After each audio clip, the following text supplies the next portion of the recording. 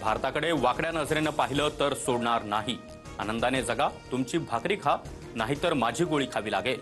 पंतप्रधान मोदींचा पाकिस्तानला इशारा.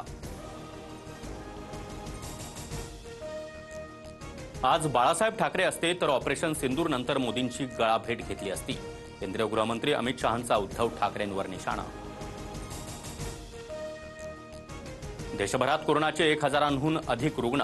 मागील 5 ते 6 दिवसांमध्ये 752 नव्या रुग्णांची नोंद. केरळमध्ये सर्वाधिक 430 तर महाराष्ट्रामध्ये 209 कोरोनाबाधित रुग्ण. आतापर्यंत 4 मृत्यू. फ्रान्सचे राष्ट्राध्यक्ष इमॅन्युअल मॅक्रॉन यांना पत्नीनं कांशिलात लगावल्याची सोशल मीडियात चर्चा. तर हा कुटुंबातला हलका फुलका क्षण. व्हिडिओ व्हायरल झाल्यानंतर मॅक्रॉन यांची प्रतिक्रिया.